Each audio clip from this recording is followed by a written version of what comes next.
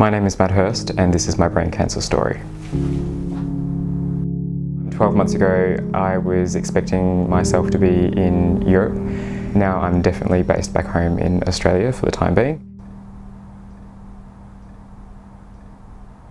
So my initial thought was that he actually might have epilepsy. Never thought that it could be anything else other than that actually.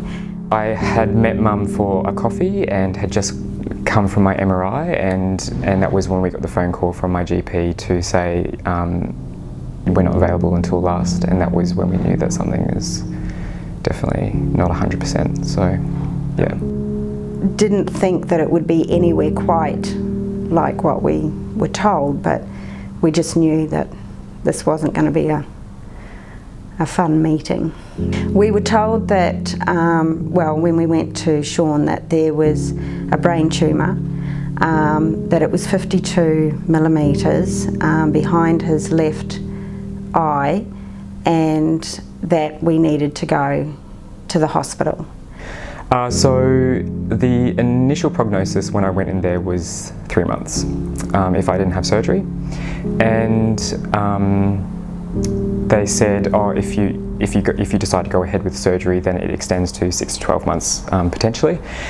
So I agreed to that, with the exclusion on it that the amount that they would take out wouldn't affect my day-to-day lifestyle.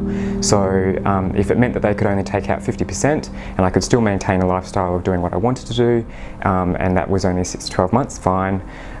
Because the potential was if they took out 100%, I'd just be sitting there doing nothing, essentially, because I wouldn't be able to, because they'd remove too much and it would potentially have an impact.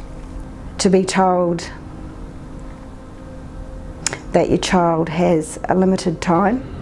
You don't expect your children to go before you. It's actually really shattering.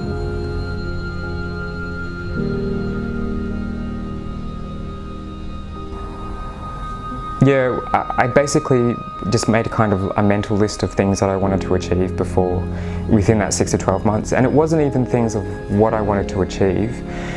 That's probably the thing they'll be most upset about, but it was spending time with family and friends.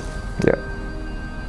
And I think I've been exceptionally lucky in the fact that my family who supports me are really incredible, and the friendship group that I have as well that I've had around me, so yeah, that's probably been the part that's been the most impressive.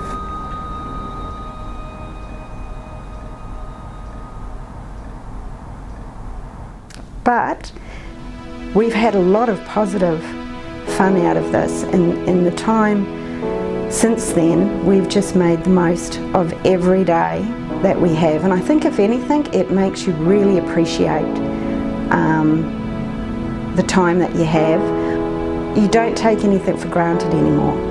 Just recently I had another MRI and the tumour has remained stationary.